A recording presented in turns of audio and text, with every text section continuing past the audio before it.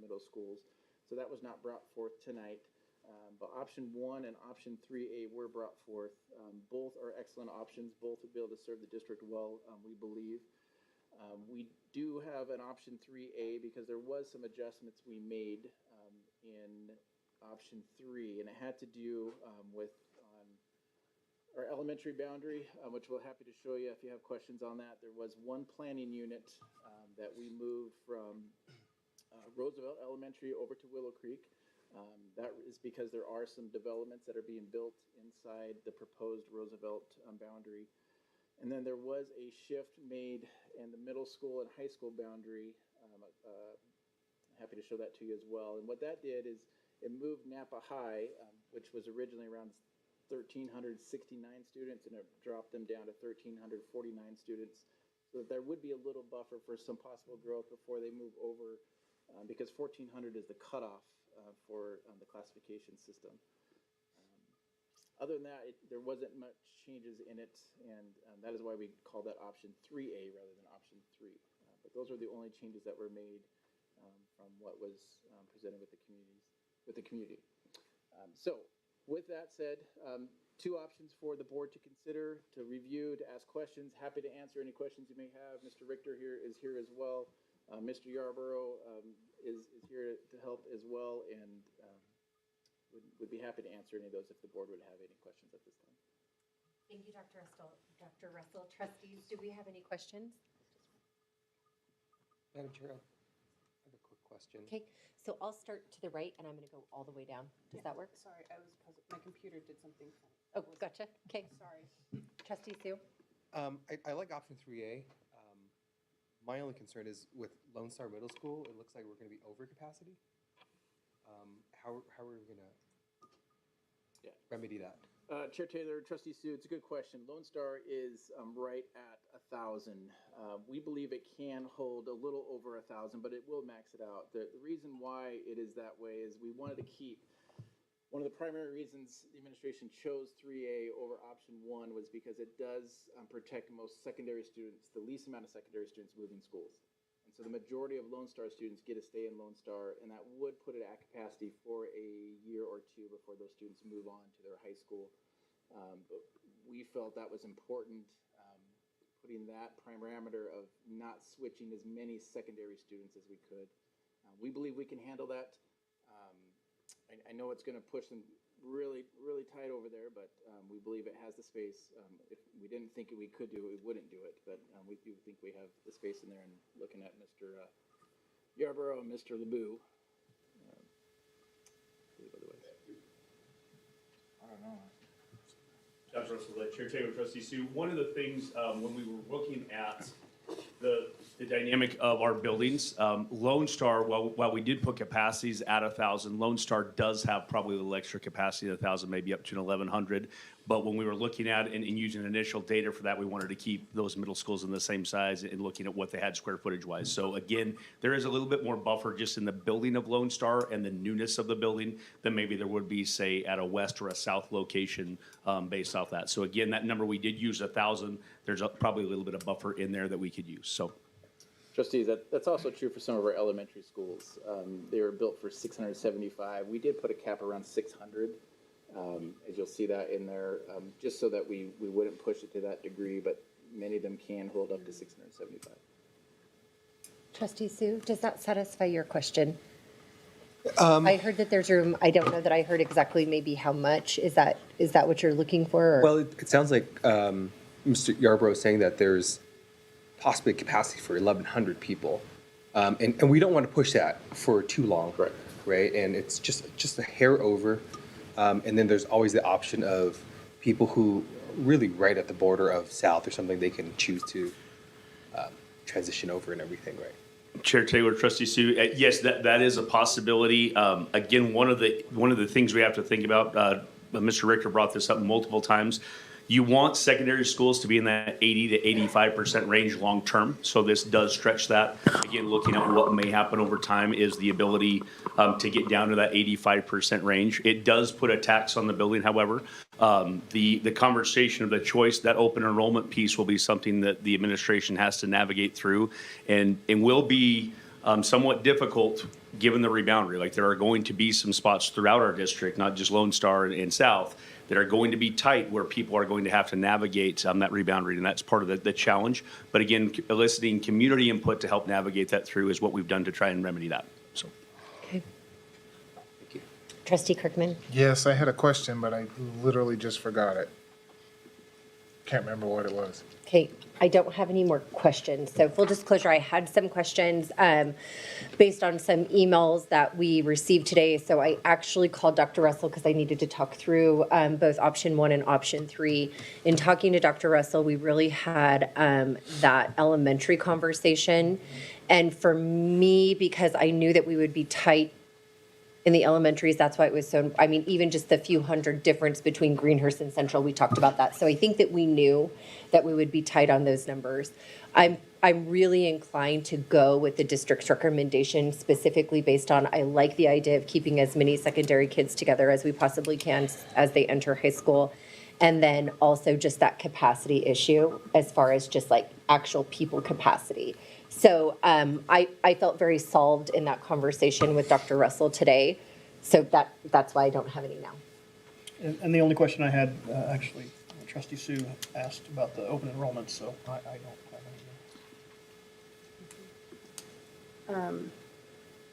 any. I remember seeing an email come through earlier regarding a specific elementary school. It was Endeavor. Yep, Yes, yep. yes, That was the but- email that started the call for me. Right, but looking at that's why I was going back and forth right now, if I looked focused. Looking at the information that has been presented, I don't see the split that, is it simply because of where the boundaries will be drawn? Dr. Russell, do you want to take that? Yeah, Chair Taylor, Trustee Benz, and trustees, the question has to do with Endeavor Elementary. So in option 3, Endeavor ends up losing more of their current students than over 50% of their current students would leave. And they would receive 50% of Snake River students in that. I believe it's 51, 49%. There's also some neighborhoods in Endeavor that is really important to the school. That's kind of where some of their parental involvement and support comes from. That would be moved over down to Park Ridge. So it is because of the boundary being redrawn. Many of those students have moved to Park Ridge, and then many of the Snake River students have moved to Endeavor. The concern is, I think for Endeavor, is losing the vast majority of kids that they have to a different school. The little majority would come from a new school. And so I think that's where that email concern came from. It is due to the boundaries, the way it's being drawn in option 3. In option 1, it does keep a majority of their students. And again, happy to talk through the nuances of the different options if you'd like, but that is where the email request came from, and hopefully that clarifies. Yeah, no, and I apologize. I did not get a chance to dive into the finer details. You of the absolutely map. don't have to. Yep, I just had time today, and that's why I was saying I had gotten my questions answered, but totally get it. Yeah, and I understand because Lou, who's in the back there, did go to Endeavor. Oh, And I did not get a chance to closely examine the new boundaries for Endeavor. It is nice, though, that they're not being split anymore, because that was a challenge with Endeavor before, because I think some of the kids went to South and some of them, but anyway, went to East Valley, because he went to East Valley. and now they'll all go to the same middle school. Yeah. Yeah. So if you feel confident that it has been resolved, then I won't delve. So any here's further. what I'll tell you, I guess, so that you can understand what I feel confident in. I am okay with, I'm not necessarily happy that any of our children have to change, but we have multiple schools now where kids are being completely rehomed because we've Yes. closed, right? So in this particular case, I think that knowing the future of Park Ridge and knowing, the capacity of our administrative team over there and knowing the capacity of our administrative team at Endeavor, I am confident that both of those schools are going to be able to catch. I think it's going to be a lot of work, but specifically what I liked about this is that we made room for additional space. I have a concern, again, more around like 100 seats really matter to us. Yes. And I know it's just Yes. 100 seats, but it really, really matters to us at this point. And so that's why I was really okay with that suggestion. I think there's nuances between both. I think that there are good conversations to be had around both, but that is the exact conversation that I wanted to have today. So had that with Dr. Russell. Okay. Knowing that those other kids are going to be moving over to Park Ridge, I just feel confident in their ability to catch. And I think the email from our administrative team over at Endeavor was very similar to, emails that we got for Central, just advocating for those kids and what they know.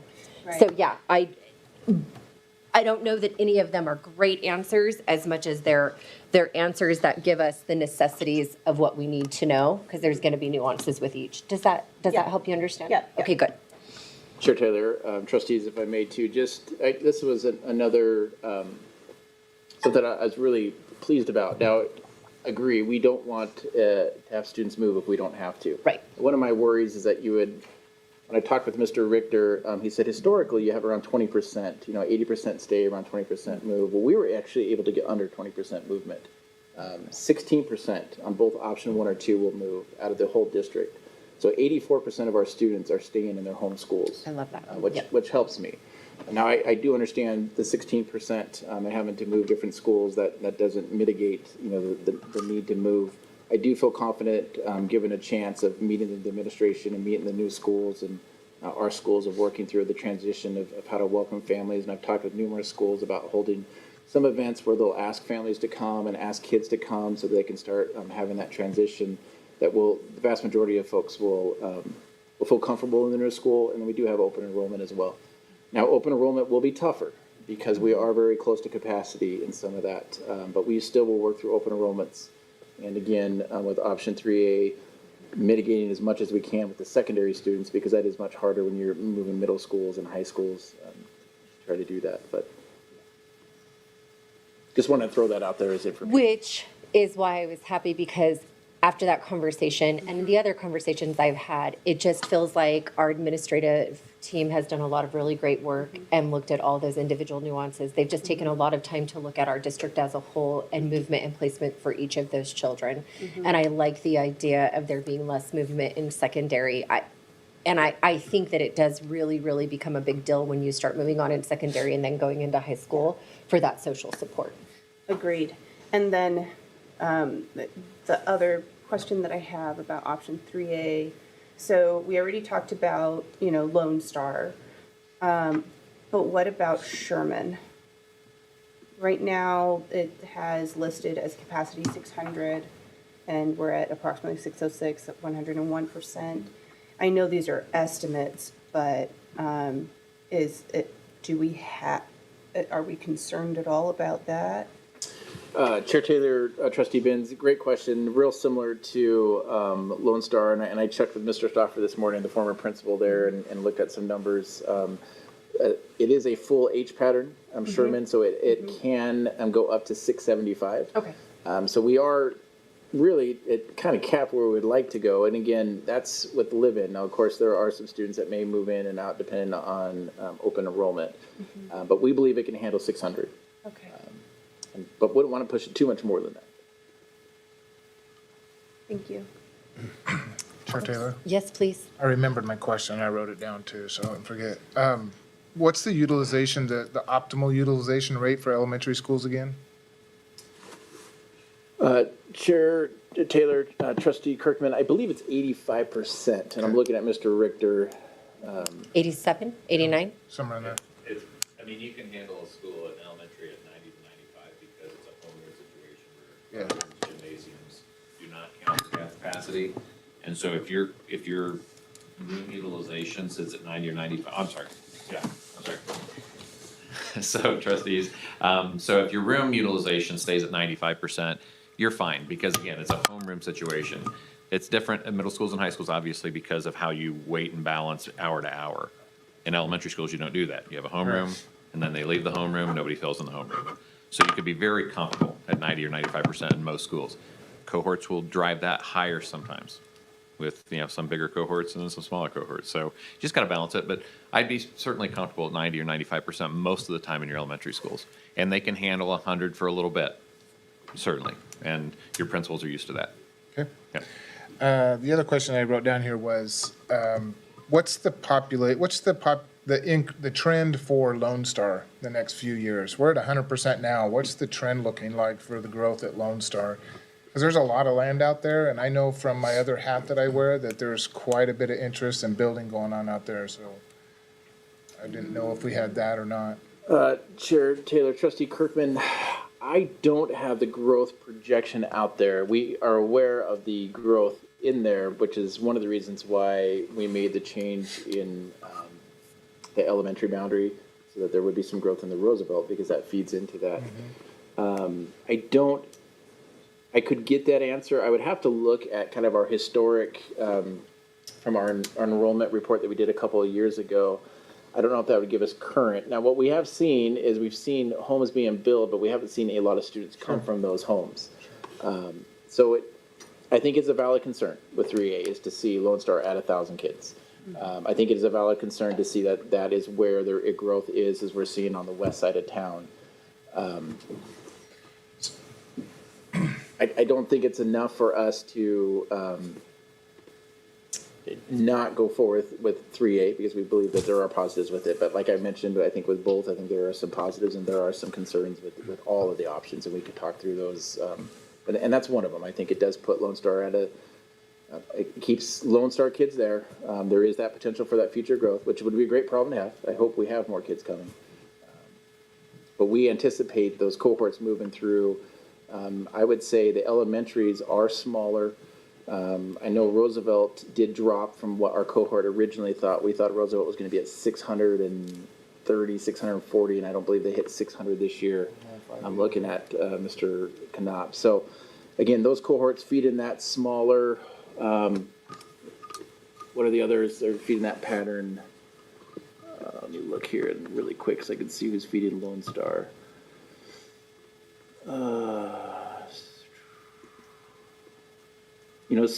Looks like Summit Central would feed Lone Star. It's like 100% would be. Oh yeah, it's option 1, sorry. Let me get to option 3. So Central, and Central is filled up. It was smaller earlier, but you'd have that. Let's see what else would feed Lone Star. You have Iowa and Oahe. Oahe's growth has been small historically at the elementary level. And then Roosevelt is the primarily one too, so. And Willow Creek. So, Dr. Russell, if I might, are there, looking a couple years down the road, and nobody can know what's going to happen, but if the population of Lone Star does increase over 100% and pretty significantly, are there mitigations in that could kick in to move some of those students to south, or would we have to go through this whole process again? Chair Taylor, Trustee Kirkman, you can always redraw a boundary for a planning unit. I think one of the advantages is we now have the planning units available there. And we could look at certain neighborhoods, again, using very similar criteria, making sure things balance, making sure that kids aren't split, and making sure there's walkability and feeder systems. I think we'd have that ability. That is what the district had done historically. As enrollments got larger, they would make some changes.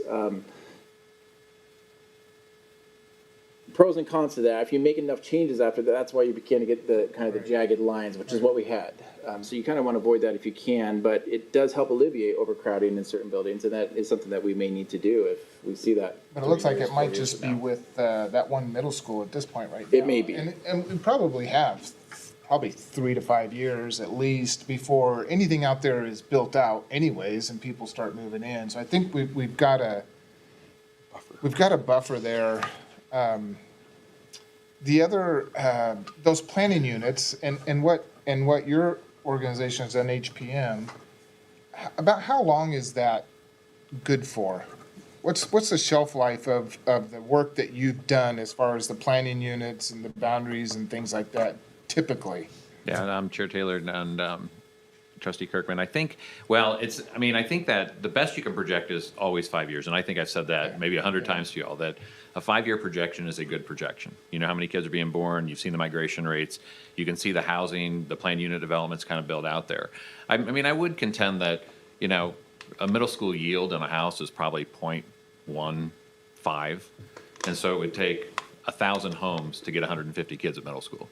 I mean, that gives you some perspective of what it would take to even start to crowd a building from a housing projection.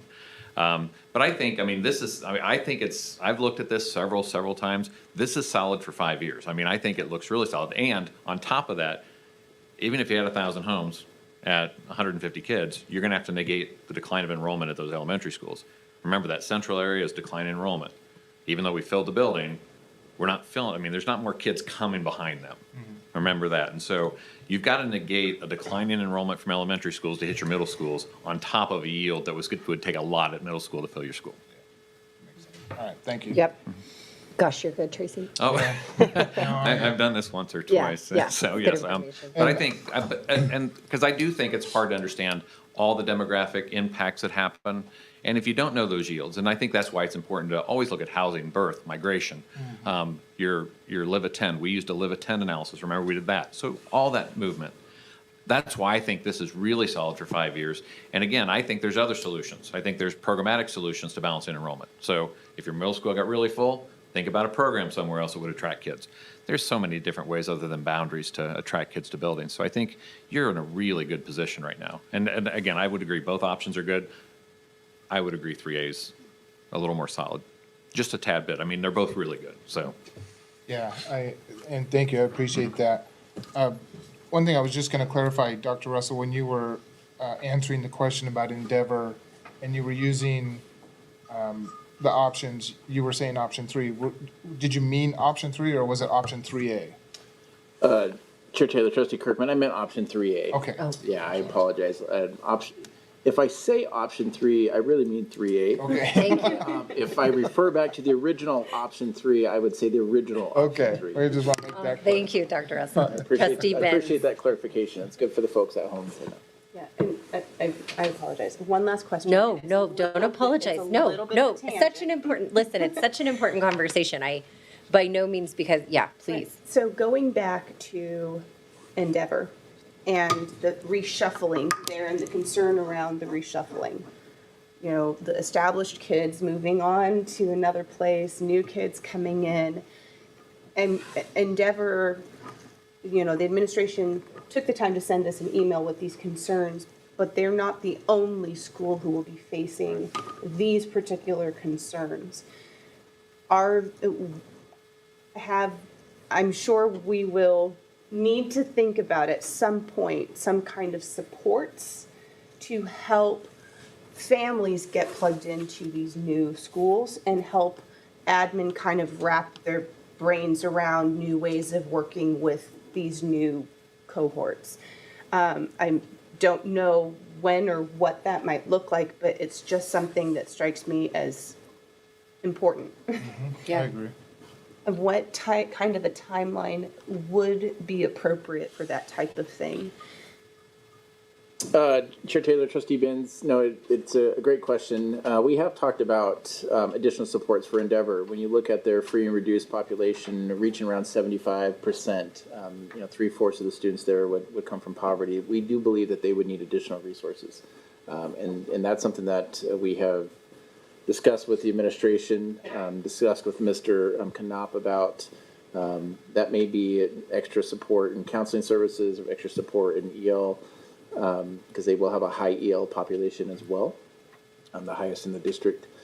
As far as your question about building the relationships with families, I believe that's where the administration's having some of those concerns about. I mean, that's just a lot of new families coming in, a lot of, and I guess there's pros and cons of that too. Part of that is Snake River staying together, the things that they go to and being a part of the group. But I would assume as soon as the boundaries are drawn, we would be talking with some of the administration. Probably you're looking sometime in May when they would probably be holding some events. I don't know if Mr. Yarborough knows Mrs. Yarborough fairly well and may have some ideas of when they may do that, but I think it's usually sometimes late April, early May, kind of towards the end of the year is when we begin to do some of that. The idea, I think what they had talked about would be doing some, I want to say, Mr. Yarbrough talked about some barbecues, some dinners, and inviting people, community in.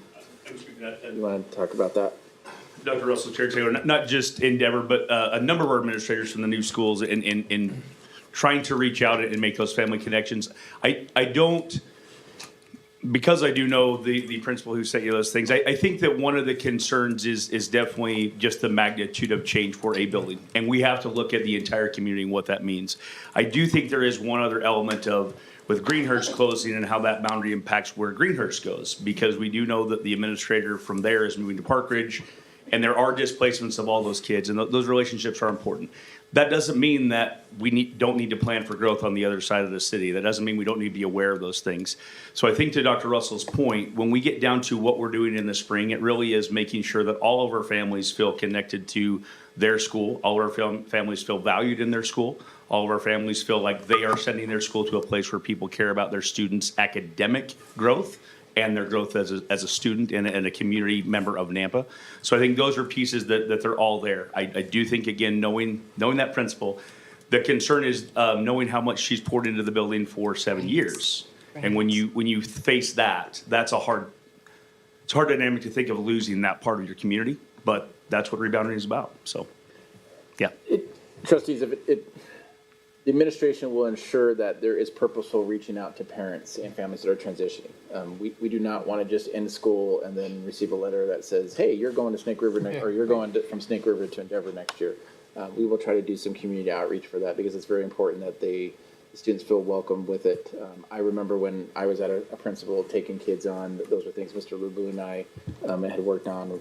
And so we'll continue to push that and do that. We will support families in that and try to help those transitions as much as possible and work with the schools and their schedules on to do that. Trustee Benz. Sorry, just one quick follow-up. Let me maybe put a finer point on what I'm asking, because I don't know if I articulated it well. What kinds of supports might the schools need from the district and, big picture district to make those kinds of things happen? What kinds of community partnerships might be required in order to put on barbecues or fun activities, getting to know you evenings? What kinds of supports might we need to look at from the district side of things? And what kind of a timeline would we need to start planning those and requesting assistance? Does that make sense? It does. Okay. It does. And I guess that so just a couple of things. I just want to say this for the record, because whenever I get an email, especially after being in buildings from a principal, I know it matters because I know how much work goes in. So that's what prompted my phone call today. But two things. I want to give our administrators, especially our building principals, the credit that they deserve, because a lot of things that you're talking about are already underway. So like, for example, Chance Whitmore at West is already planning like a lot of goodbye barbecues. And I think these are just things from like being involved in having those questions. And both Alana and Heather, Mrs.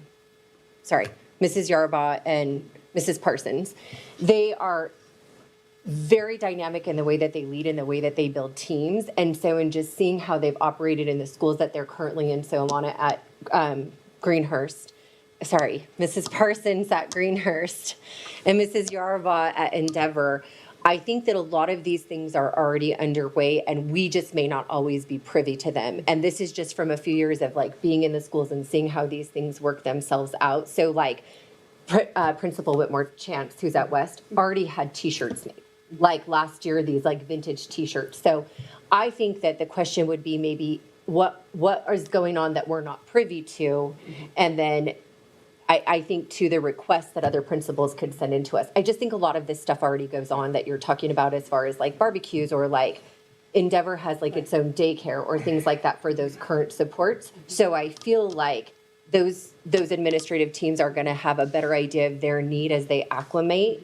And I would hope that they have a relationship with this board that they can, bring it to administrative like attention and then ask.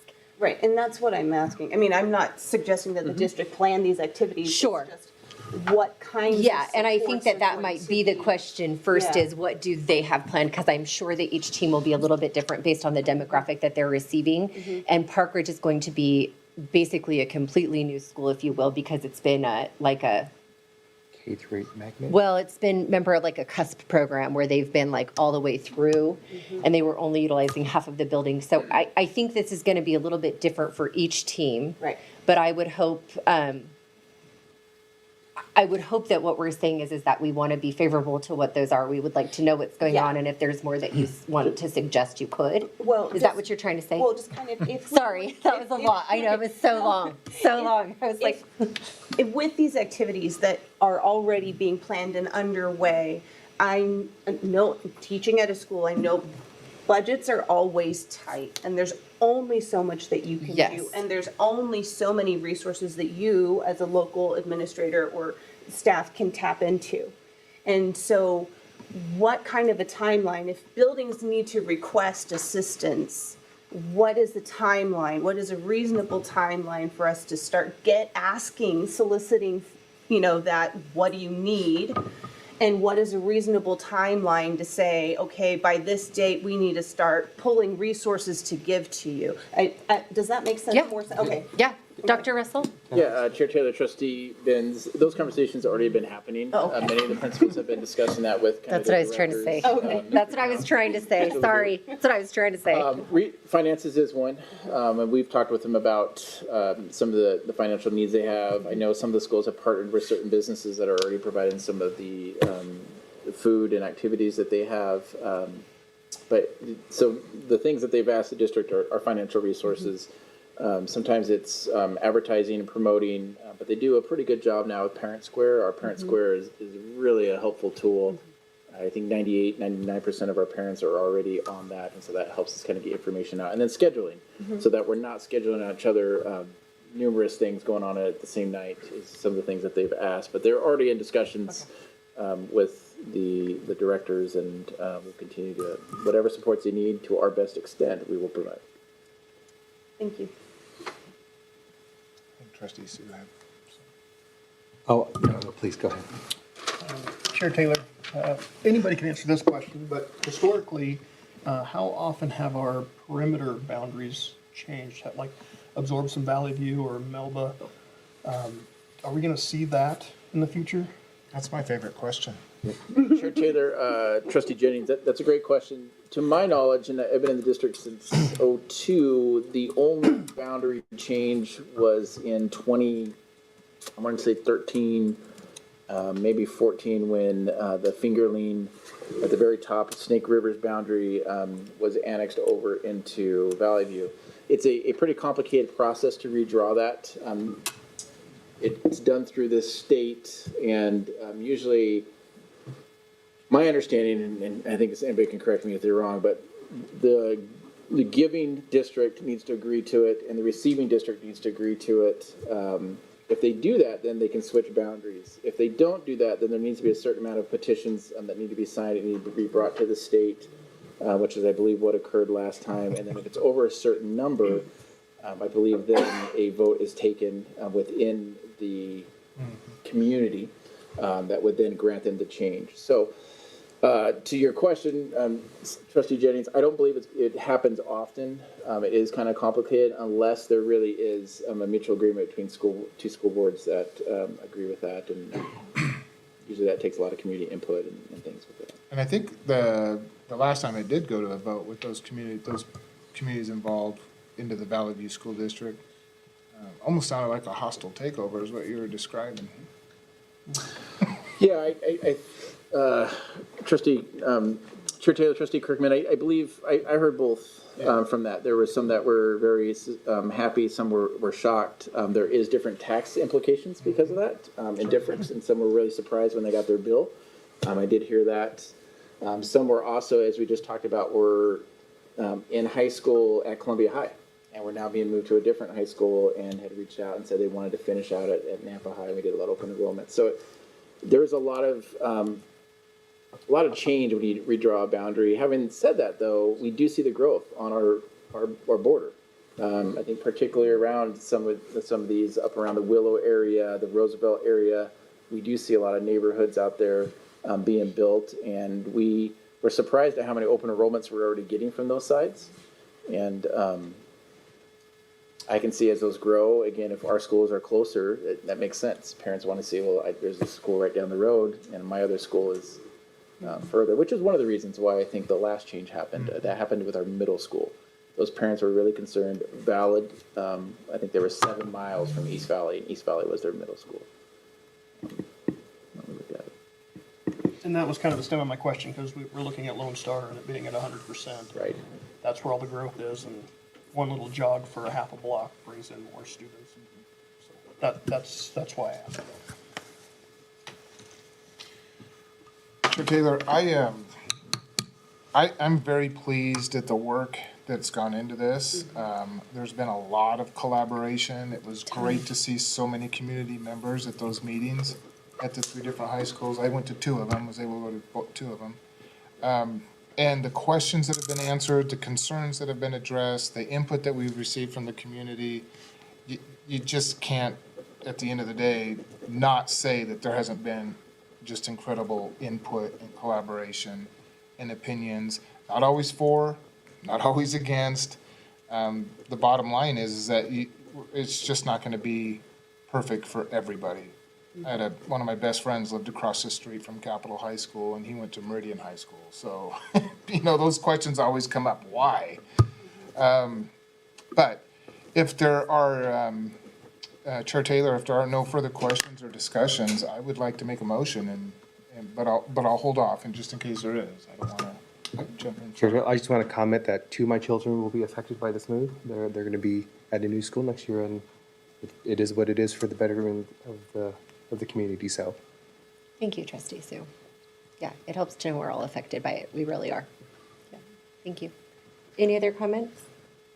Okay, Hey, I will make a motion, and again, with the caveat that I appreciate the administration bringing 2 options to the board for consideration. I think it's important for the community to see the work that's gone in to that, and that it's not just a one option kind of shoved down the throats of the board, and here's the only one you can vote on type of a thing. So I really do appreciate that. But I will make a motion to accept school boundary option 3A as presented for the 24-25 school year. okay, motion has been made and seconded. All in favor?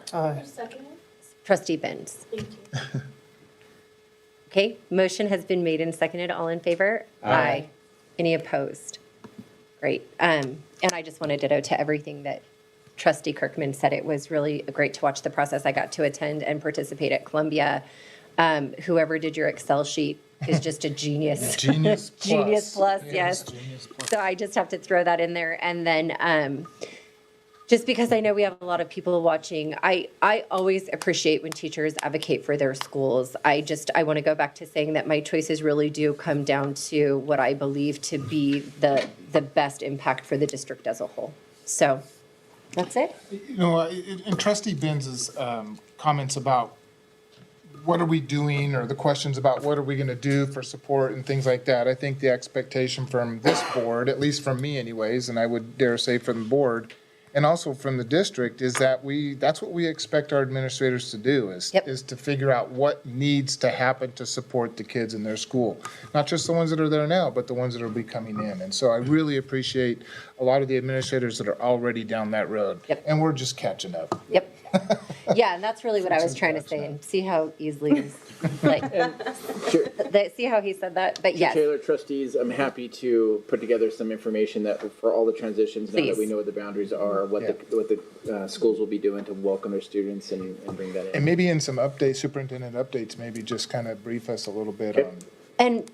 And sorry, and Dr. Russell too, also I think those farewell events too, just so that we are all in the loop on those trustee events. Yeah, and then top of mind right now, since we talked about it last time, and we couldn't really talk about it last time because we didn't have the boundaries, busing. I know it's not on the agenda tonight, but, or is it? The busing? No. Nope. Okay, so just, do we have any idea when we might know kind of just a rough sketch of new bus routes and that type of thing? Chair Taylor, Trustee Benz, I believe we can bring that for our 16th regular board meeting. I think we'll have a good idea. That busing was holding off to know exactly what was happening, but we have had a lot of discussions with him about possibilities, and so now I think giving them a couple of weeks, we should have a pretty good idea where we might be. So we'll shoot for the 16th and have an update on that.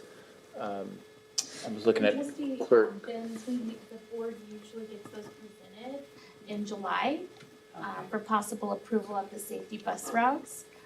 If not August, but they'd always do it prior to school beginning. Yeah, well, is it okay if okay, so it's just top of mind because we had talked about the consolidation with the bus contract. And so I just wasn't sure what, again, the timeline is for. That, so Yeah. at our last meeting, we did consolidate just a bit already to save money this year. Right. Yep. But I thought there was further There based on will the be new for boundaries. next year. Right, and that's what I'm Asking curious about. about. Well, Yeah. Trustee Taylor and Trustee Benz, there's also going to be further discussion on whatever the decision might be on a school contact week. Yeah. Because if it does go to 4. 4 there's gonna day, be even yeah, there's more conversation. More conversation on that. This just starts to open the gates Process. a little bit of the, Right. the floodgates, and then as we make those other decisions. But I was looking for Mr. Stuffer because didn't he kind of give us an update last time? Yeah. On the, Yeah, okay, and I was looking Chair for Taylor, him because I just, trustees- I felt like he did, so. Yeah. He gave us an But I update couldn't see on him. the initial, we did create some savings this year in our busing routes, and I think it was around 600,000 that we were able to cut off. But the initial request did come from Brown Bus, which I think was around 27% increase. I gotta double check that. But it was a lot. Now, part of that was not knowing what the boundaries were, not knowing what the full student contact week will be. But what we will do, and we'll do a superintendent's report, we'll do an update around busing on our April 16th meeting. So I'll put that down and work with Clerk Lamont to make sure that we get that listed on the agenda there, and work with Mr. Stoffer to give us an update on that. Thank you, Dr. Russell. All right, guys, with that, we are going to go into 5, which is information items. That's going to be the possible 4-day school week. Dr. Russell? Chair Taylor, trustees, last meeting, we had some discussion around the 4-day student contact week, and legitimately, there was some concerns brought forth with all the changes that the district is doing. There was a question, should the district look at delaying this decision to another year? And so the administration was asked to bring forth some thoughts around, do we go this year? Do we look at maybe waiting for another year? So I'm going to ask Mr. Yarborough if he would come up and kind of share some of the things that the district discussed on that. And we'll go from there and answer any questions that you may have. Dr. Russell, thank you. Chair Taylor, trustees. Yeah, we went through a process with our executive cabinet with all the work we put into the 4-day student contact week conversation and really addressing what it would look like for us to delay making a decision. So I want to frame this conversation in that the season of uncertainty, you're going to see that on the next slide, like that's one of the big things that we need to navigate through, and in whatever way that the board chooses to go, it will help us navigate that. So Tyler, hit the next slide. What we did do, we listed out the possible benefits of moving in 24, 25, and then the next slide will be the challenges of doing that. The number one piece that we looked at is that the stakeholder survey is very, it's not overwhelming. And most districts who move to a 4-day week in their initial stages don't have overwhelming, but they do have clear data. And we do have clear data that 60% of our stakeholders who responded are in favor of moving to that 4-day student contact week. So we do have a fair number there. When you do the undecided, again, that's about a 7% swing either way. So it could be as much as a 67 or a 39% when you look at those dynamics. So we talked about that specifically. So that piece for one was the benefit of our stakeholders are telling this, local control, understand what our community wants. The second is the recruiting and retaining current staff. We know that that will be a helpful tool. That does not mean that we will retain every staff member that we have, but with everything that we've had to go through change-wise, this is one of the few dynamics that staff, by I think 75% margin, looked at this is a positive for them and something that they would prefer. That would be a benefit to us to keep and retain staff in light of all the other changes we're going through. That's the third bullet there, is that we would end that season of uncertainty. If we choose to do that, we know what to do. We have models in place. Now we work through that. Not that there won't be bumps, not that there won't be challenges along that path, but we will know what the path is and how we can navigate through that. The other one that I think is a nuance that is really, really important to understand, if we do not move to a 4-day student contact week, given the Tri-6 decision that we had to make for our high schools, and again, that's a very financially driven decision, we will have to, on a 5-day student contact week, very, very, very likely have to bundle CTE courses. And again, just a quick refresher, if a student's a Nampa High student, they want to take Health Ox at Skyview, they would bus to Nampa High or drive to Skyview High, and then also take their English class or their math class there, because the idea of shuttling at the beginning and end of that period, we can't make those minutes work under a 5-day student contact week that would make that a beneficial educational experience. Under the 4-day scenario, the models we built, we can do that. We can shuttle each period. We know we don't have a ton of time or margin left on that, and we've carved that down as much as we can, but we do believe that would be a viable and beneficial educational experience for our CTE students, particularly seeing them every day. That holds in the 5-day model, but the no course bundling would be an advantage of moving this next year. The next one down, the course and sequence and then lesson plans and assessments reworked one time. What we're meaning there is, because of moving to a trimester at the high school, that has to happen anyway. We're going through that process. We're working through master scheduling. We're going to be working with our teachers of how to realign curriculum, how to realign when assessments happen. All of those things are going to happen. If we were to say, let's wait a year, let's go to a 5-day model and then move again to a 4-day model maybe the year after that, now you're reworking that again. So to do it at one time would be a benefit, and then in this model to make sure that we get that all done at once. The one other piece is what Fridays would look like for teacher planning and preparation. If you really pay attention to educational research and around the globe, but particularly in those districts that do PLC work and visible learning work, planning and collaboration is very, very important to the craft of teaching. Right now in our system, we have early release Wednesdays, and we're very, very thankful for that. However, what has proven over time is it's really hard to do all the things we need to with that 1 hour a week. I'll give you an example. We do some district horizontal meetings where we need people to go from one location to another and then try to get that professional development and or collaboration done. That's difficult. If we were to move to a 4-day model right now and have those Fridays be those teacher-only days, and designate how those pieces of the day work. It wouldn't be the entire day, but that PLC and HRS time, it would really be a strong structure that we could put in place to support our continued growth on those two professional development paths. Can I, just a quick question on that? Yes. Does it matter if it's a Friday or a Monday? It does not, but again, from our survey results, it was very clear that our community would prefer if we moved that Friday would be that day. So what would happen with sports? I mean, it seems like Friday's always the day to have the pep assemblies and the rallies and the sports and. Totally, and there are pieces that we could do, Trustee Kirkman, with that for sure. One of the challenges that we have right now, we don't do a ton of pep rallies every Friday. We do basically a homecoming because of our where we're at with instructional minutes. We don't have a time for a lot of those pieces. There are roughly two fall sports assemblies that happen. You're not doing them every Friday for what those things, what those activities are. The other piece that we could do is you could actually have more organic structure of bringing kids together that are going to be there. Maybe you do tailgating opportunities or things around those that you change the structure of how that looks for a Friday night football. And let's be clear, like those Fridays, we only have 4 to 5 home games a week, right? The other games will still be happening throughout the week. Our JV and freshman games will likely happen on Thursdays, as they are right now. Other sports throughout in the fall season. And then when you get into the winter season, a lot of those games are all spread out throughout the week. One of the challenges that we have been asked is, would that actually decrease student attendance and those things? What we're seeing is, no, the district who are on it love the idea of, now I can bring my team in, we can do a team meal at noon, we can do film review, we can do those things to prep. That has been one of the things we've seen from a purely athletic lens. Right. Trustee Benz? And so, sorry, I'm having trouble consolidating the two. So if we have structured time for the PLCs and the HRS, Correct. Then wouldn't the athletic staff be participating in that? Would these be in conflict with each other, in other words? Great question.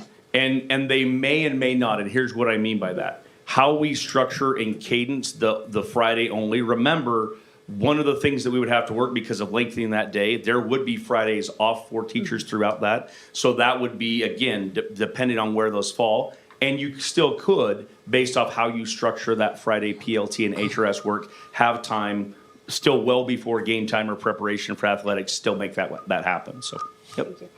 Any other questions on those? I'm just kind of thinking of the schedule, the calendar, typically, like the holidays, and I know there's not a whole lot of them, but typically those fall on a Monday or the Right. beginning of the week. Right. So then all of a sudden now you have and this could be just scheduling of how it might be structured. Now you have kids that week going to 3 days instead of 4 days.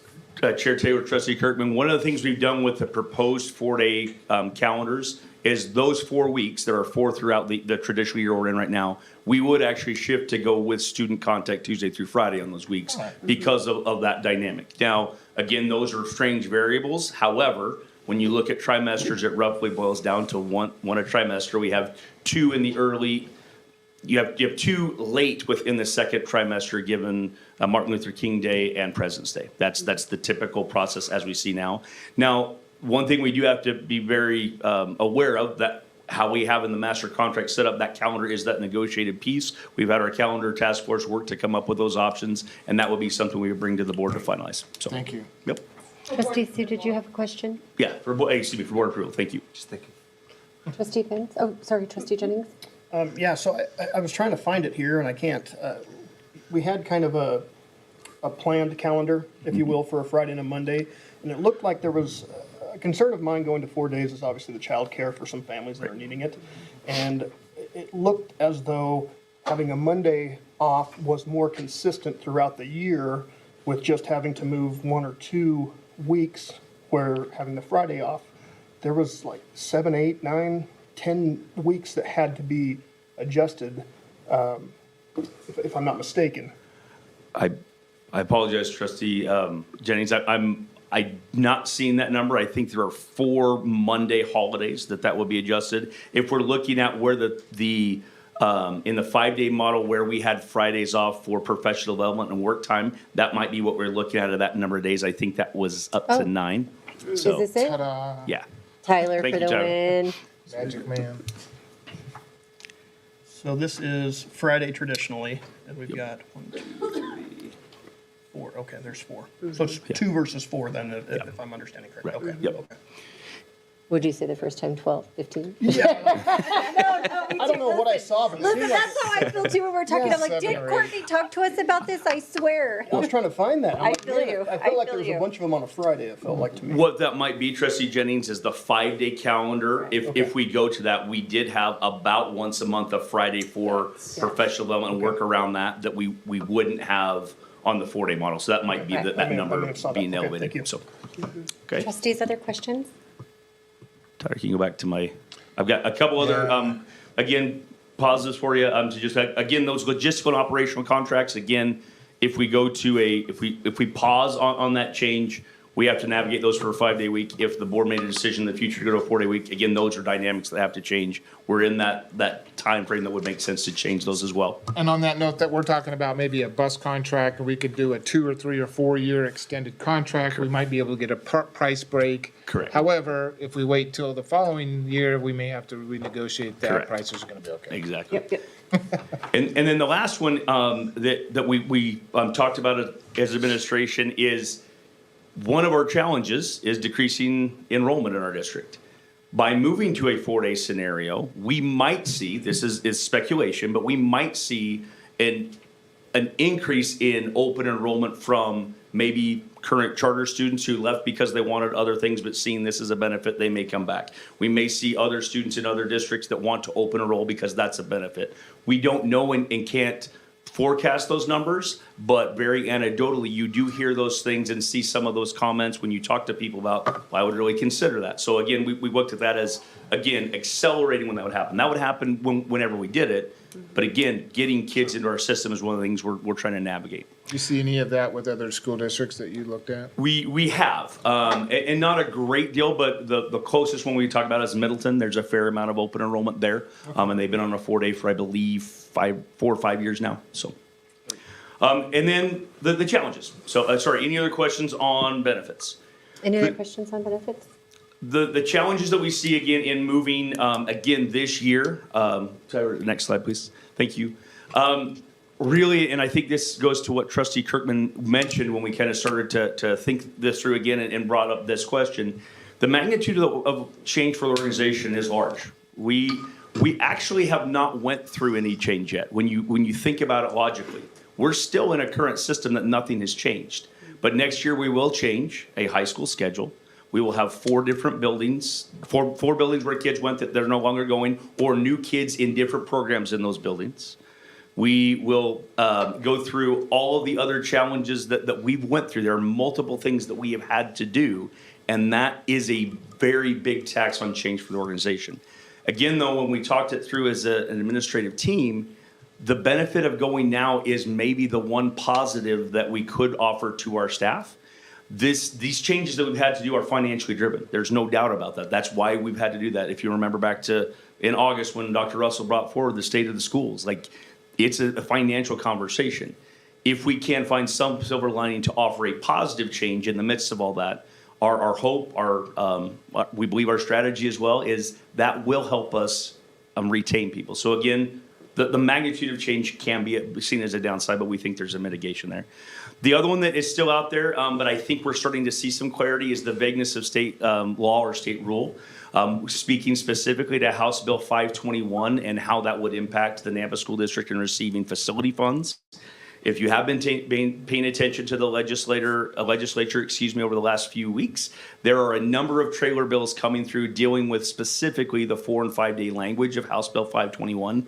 And it is very likely that by the 16th, if the board is going to make a decision, then that we will have more clarity, and it very much appears there will be more flexibility than was in the original House Bill 521.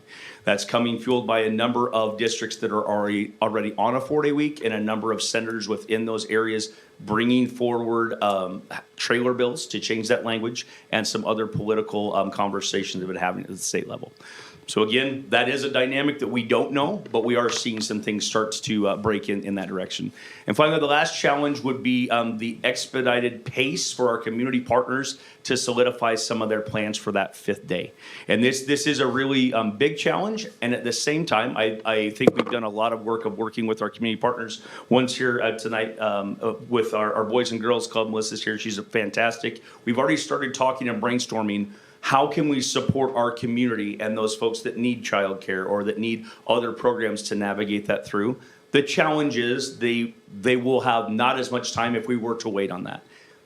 Again, that point though, I think we've laid the groundwork that we can get up and running and have some good systems and support someplace to support our community should the board choose to go to a 4-day student contact week. The last slide we have is just those two things together so we can see that. This is not meant to do anything other than really like there is the reality of making the decision. If we're going to make the decision, is much more preferable now rather than waiting, at least from what the administrator perspective and what that means for our system. So we wanted to share that with the board as a discussion point, and then I would open for any questions. Really quick before I lose this, I wonder if Melissa ever brainstorms anything else besides the betterment of our community and the support of our children, because 4 years ago we had that conversation, so she's still having it. Yep. Trustees, do we have any questions for Mr. Yarba around the benefits or challenges? Trustee Sue? Yes. We're looking at a capacity with option 3A here. Well, now it's not an option anymore. It's a done deal. It's permanent, yeah, it's done deal. Looking at 5,600 kids are K through 5. Mm-hmm. How confident are we that our community partners can spin up services? Let's assume that every one of those, let's assume half of those. I mean, we're talking 3,000 kids on a Friday out in the community. How confident are we?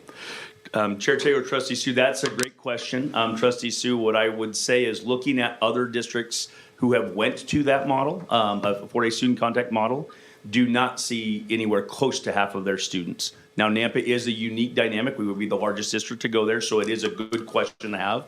I will tell you from talking directly with the superintendent of Post Falls, they put things in place and they had 10 students all year show up, and they are not offering that next year and chose to stay on a 4-day student contact week. That's one piece of information.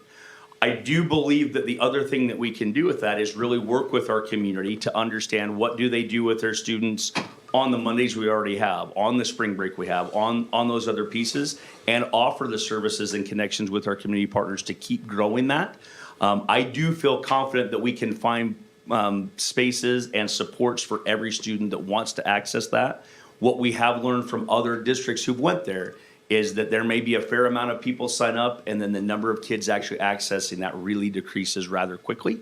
I don't know the reasons for that. That could be a question as the program is a quality, or are there other things that start to happen in a family's life and how they navigate what those days are. One of the advantages could be that families actually are spending more time with each other. One of our challenges when we think about our community, sometimes we think, hey, everybody works an 8 to 5 job. But that isn't true. There are a number of, even some of our folks who struggle economically, they work shift work, and this Friday might be the day that they can work where they have to work on a Saturday, Sunday. They may be able to spend that Friday with their student, and those are just gonna be the dynamics we have to navigate through.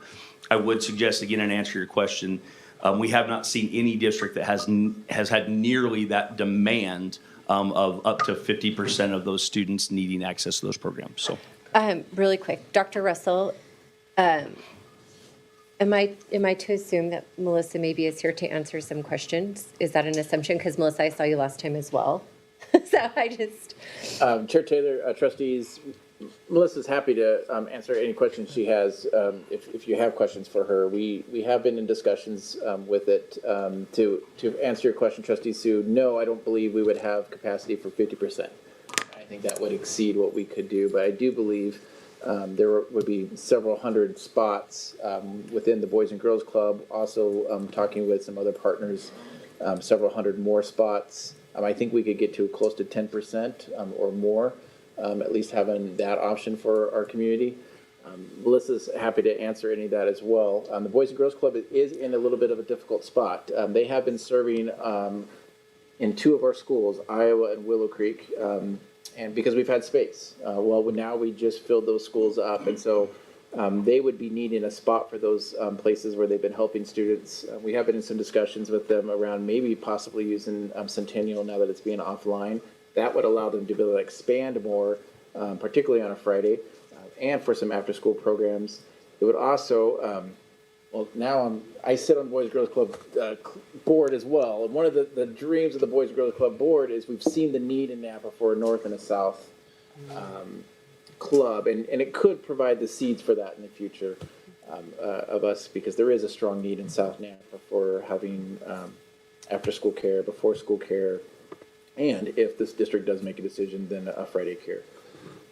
I was just saying, I don't know if we have any questions for it, but I would love if you wanted to share some of that insight. When Mr. Yarbar is speaking about like a spring break, I mean, do you guys turn away kids at a spring break? Like, these are good questions. Yeah, Trustee, we are planning a presentation for you guys at the next meeting, so we'll have a lot of those answers. But typically, we don't have a huge increase on those full days, but part of the reason is we don't have transportation for those kids.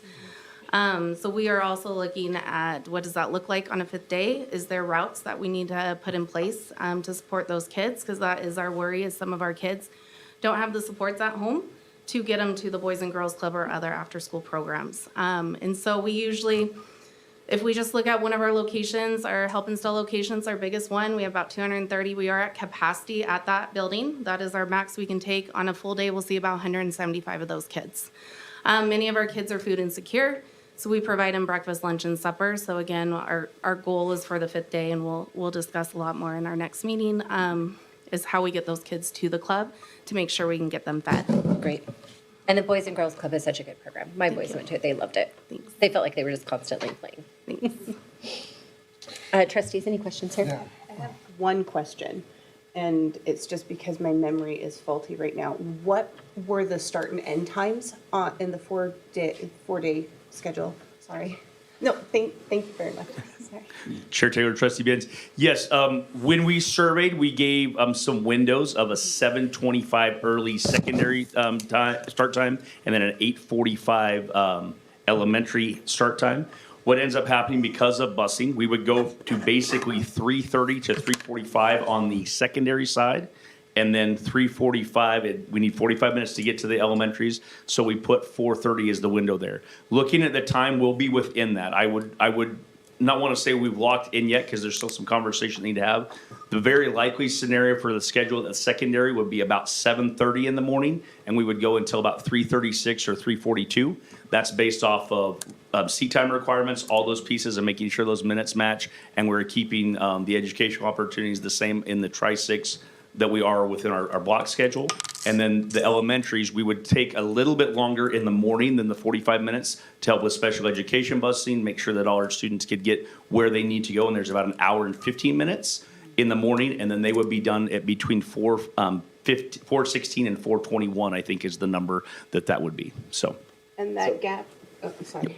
No, Chair Taylor, Trustee Bin, so looking at elementary, about an 8:45-ish start with a 4:20-ish. And then, but that gap is larger in the proposed schedule between the beginning of the secondary and the beginning of the elementary than it is currently, correct? Or, because elementary starts earlier now than the 8:45.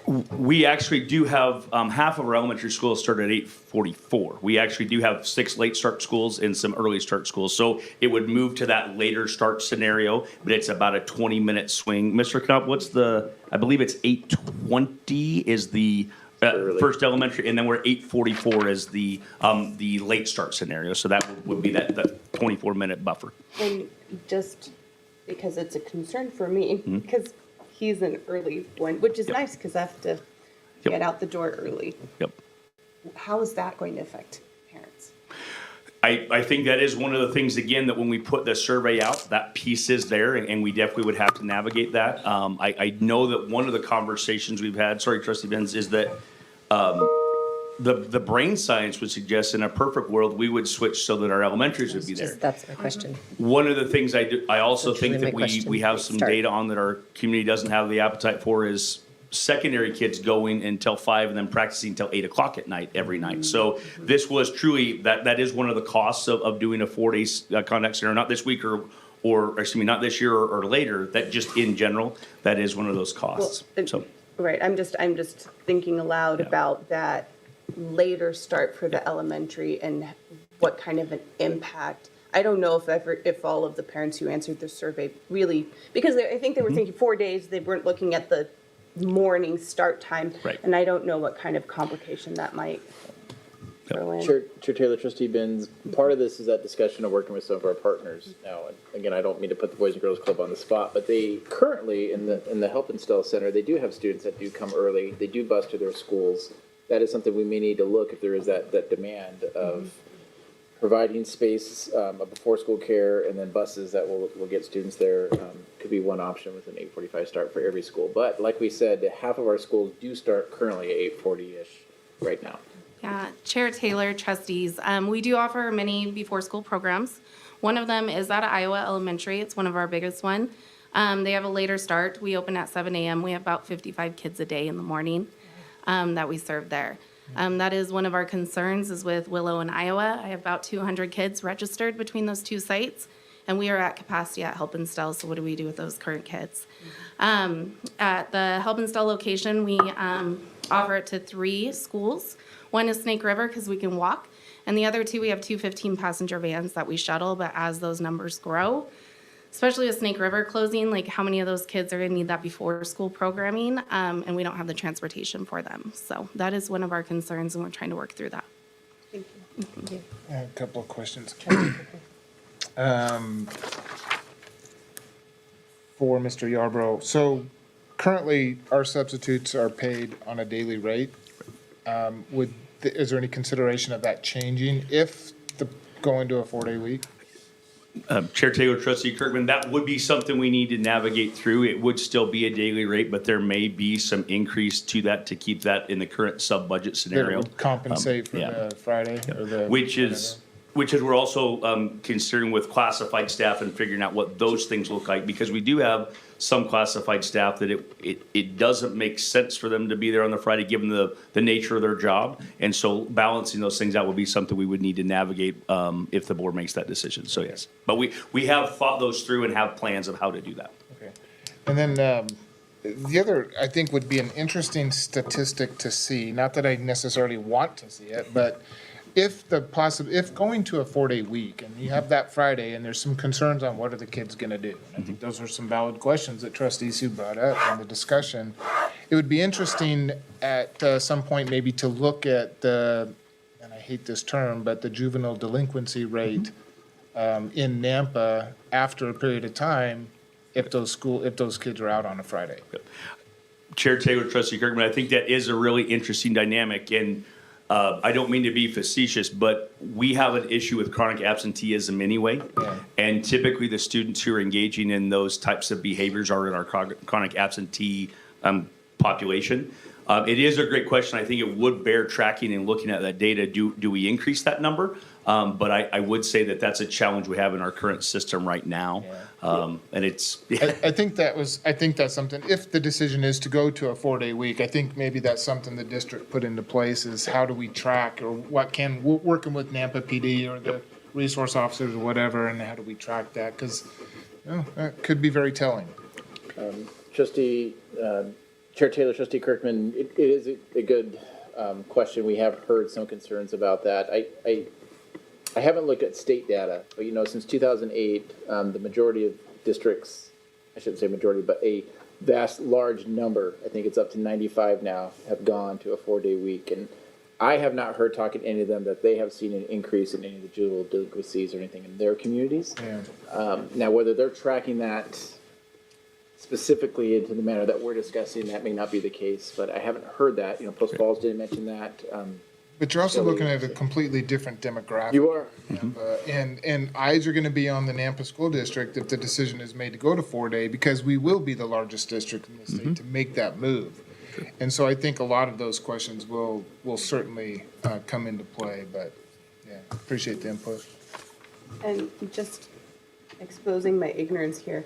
So in the summertime, there's a traveling playground that goes around to the different parks and provides free, exercise, entertainment, whatever, respite for parents, once a week to each park or twice a week, depending on where. That's run through the rec center.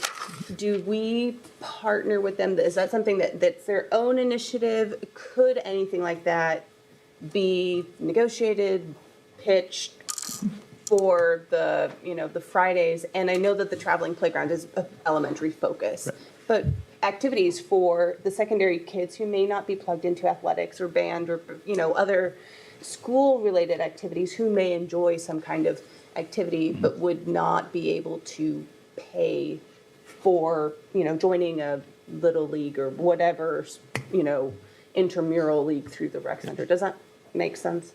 Okay.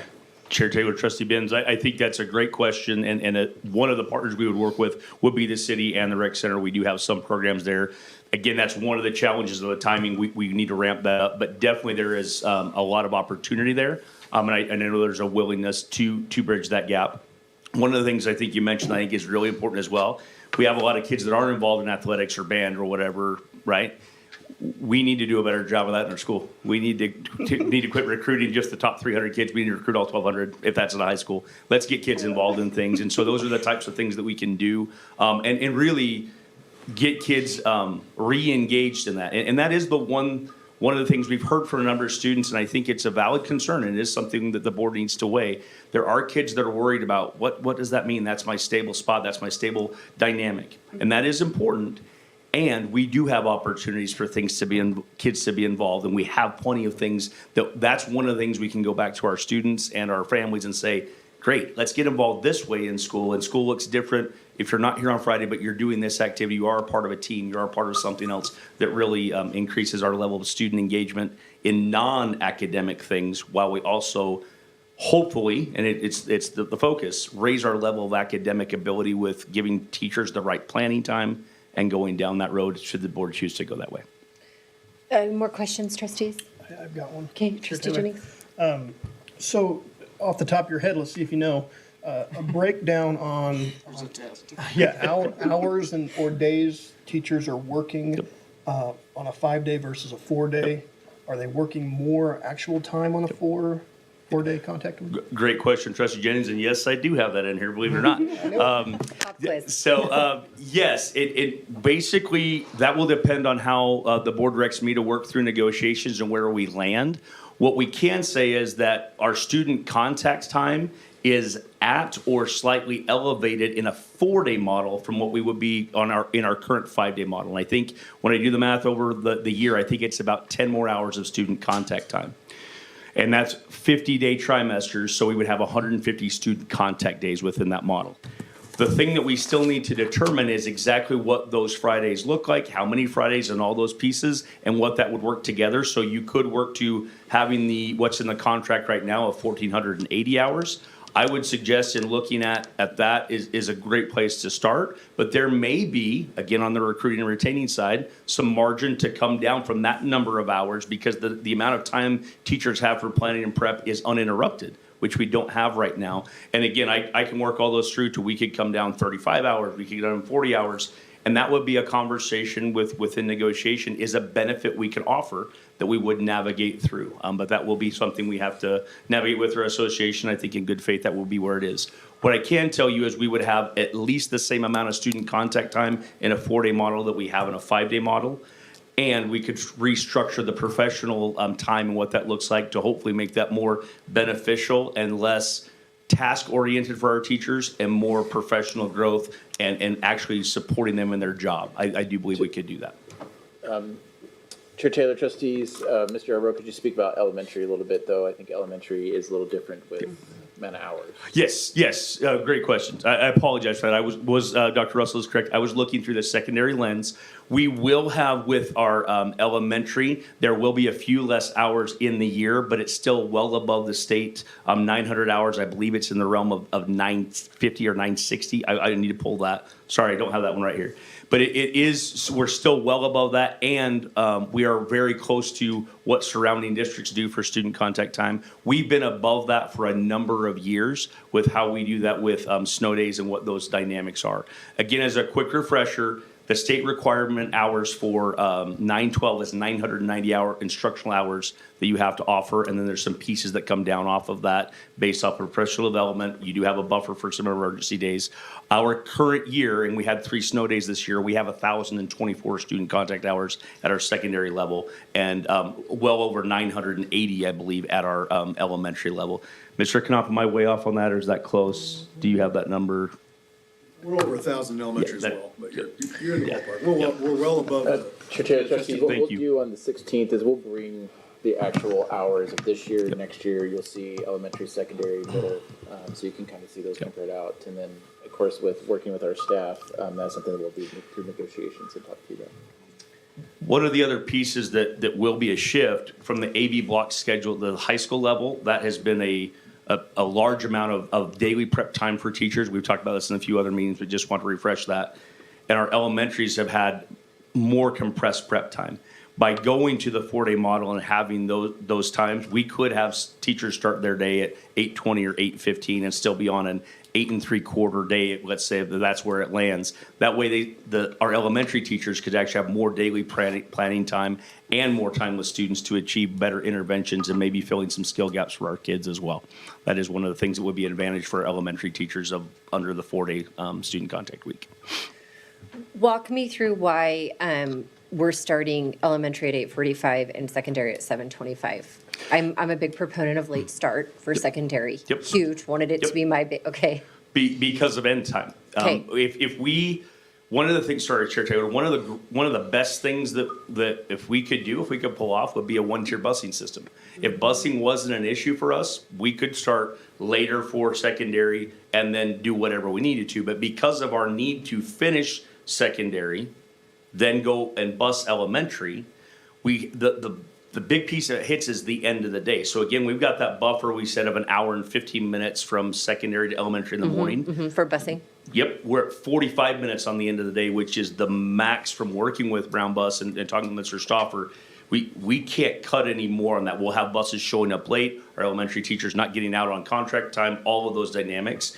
And that cascades through that if we started at, let's say we started at 8 o'clock, well, now elementary is getting done at 5, because that 45-minute time for us to get in the seat time required in 6 periods in a day, we have to navigate within that, and that's the sliding scale of that.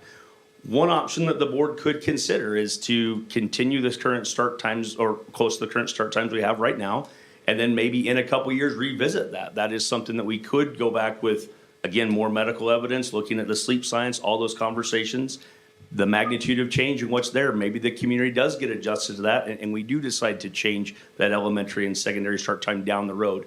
Again, I just plant that seed. Those are still possibilities, but this conversation was really about what are the advantages of moving this year and not. And that would be a piece that I don't think we can navigate given our busing situation. Thank you.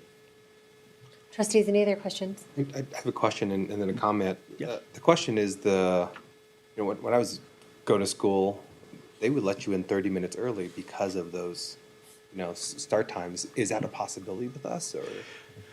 So Chair Taylor, Trustee Sue, can you explain a little bit more when you say let you in early? So if I'm in elementary and, start time's 8:44, well, you can drop your kids off by 8:15.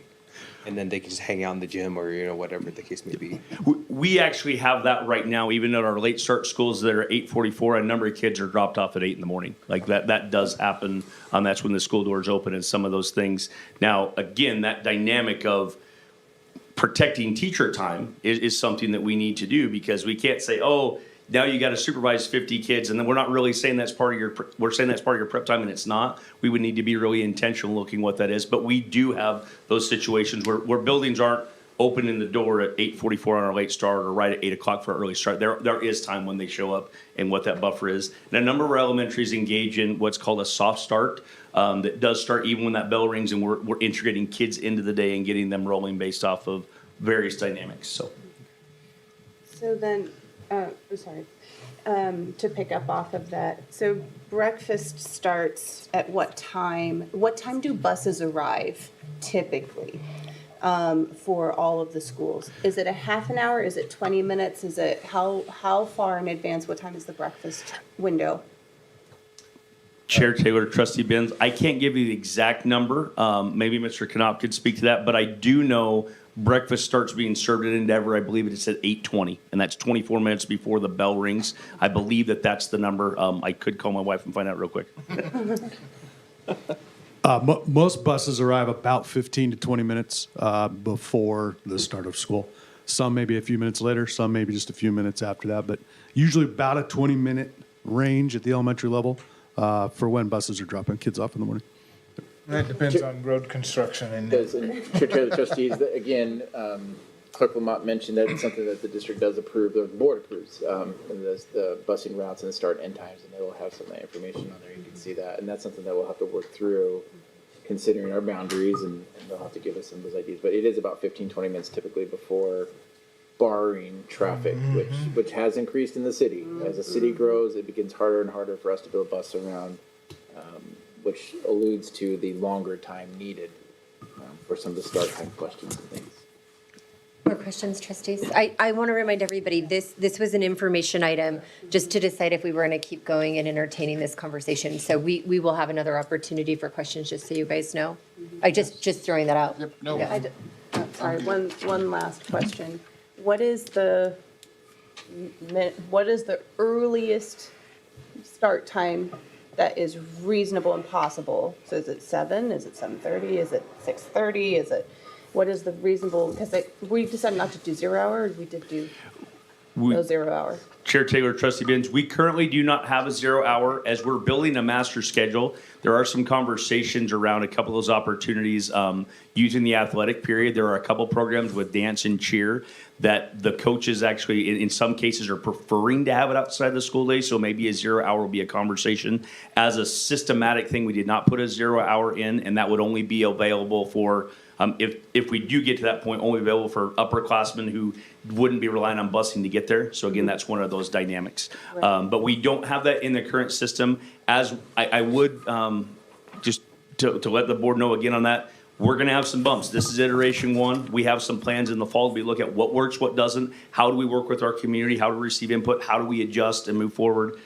The finances dictated we change schedule. This is the schedule we're at. How do we fine tune it for what Nampa's needs are? And I think we'll get there. At the current time, we don't have a 0 hour in there. So 7:30 is where we feel really like we don't want to be north of that. We don't want to be at, and 7:25 we put in the survey again to say we don't like that idea, but that would really be at a maximum of how far back we could go. And we put it that way to have that window. We're not going outside of the 7:25 number as far as starting secondary schools. Trustees, so just a comment. I went ahead and put my feelers out just because we've gotten a lot of feedback. I feel like we've gotten a lot of positive feedback about a 4-day, and I'm really seeing a 4-day as a soft landing to our Tri-6 to really give everybody the options that we have been. So what I did is I put my feelers out. I got a lot of questions. I put those into a document. I'm going to be going over those questions with Dr. Russell and probably a couple of our administrators just because I needed more answers to them. And then I've asked that Dr. Russell just share that document with you guys once they get all the answers to my questions done. So it will be shared out to you guys so you guys all have that same information.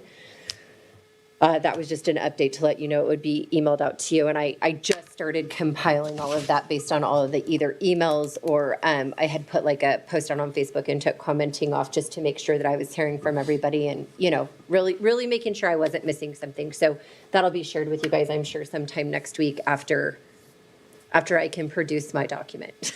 So, and everybody knew that those questions would be, you know, a matter of public record and things along those lines. I just wanted to let you guys know that I would share that with you as soon as those answers came, so you have them. I think the only comment I would have is there's a lot of people waiting. A lot of people are very anxious about it. So I think we need to make a decision. It sounds like we're going to move forward presenting it to the board at a future date. I think we need to do this and stop Talking? talking about Yep, it. I would agree. Yep, I would agree. So Thank you. that's two for keeping going. So are we in agreement that we want to go ahead and see this? That's 3, that's 4 I would almost want it to see it on the regular meeting. on the Let's- 16th. let's- Yeah, if we're Great. gonna pull the trigger, let's do it. Okay, Yeah. does that Or sound the good to vote. everybody? Okay, so by April 16th, you should plan on seeing this on, so to the community, very professionally, on April 16th, you should plan on seeing this as an action item on our agenda. That meeting again is April 16th and will be posted. And then, you know, trustees in the interim, if you have any questions, our admin team can get with you, and then I will share that document as well. Or, sorry, Dr. Russell will, I will not. I will not share any documents with you all as a whole. But Dr. Russell will so that you guys all have the answers to those questions. Thank you. Okay, dare I say it, we will now entertain a motion to move us into executive session at 7:03. I move that we move to executive session per Idaho Code 742061B and D. B, to consider the evaluation, dismissal, or disciplining of, or to hear complaints or charges brought against a public officer, employee, staff member, or individual agent, or a public school student. D, to consider records that are exempt from disclosure as provided in Chapter 1, Title 74 of Idaho Code. Second. Okay, motion has been made and seconded, roll call vote. Chair Taylor? Aye. Trustee Kirkman? Aye. Trustee Sue? Aye. Trustee Benz? Aye.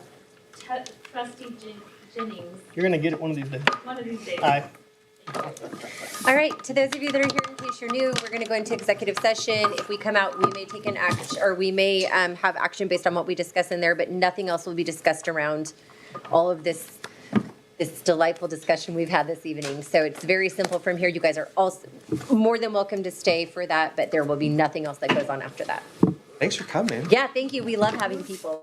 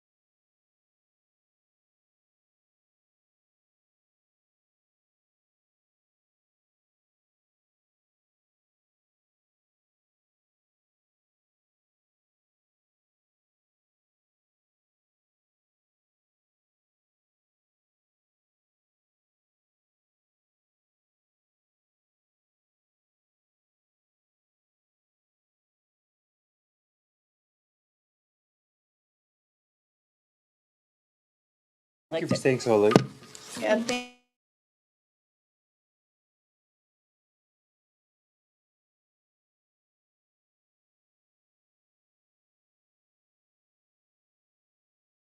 no, we're not on yet. 3, 2. Okay, Oh my gosh, this looks stupid. we have a motion coming out of executive session. Trustee Sue? I move to approve the separation agreement for employee 0404-2024-01. Second. Motion has been made in second. Roll call vote? Nope. Okay, all in favor? Aye. Any opposed? Okay, motion passes. And now the board will re-enter executive session. All right.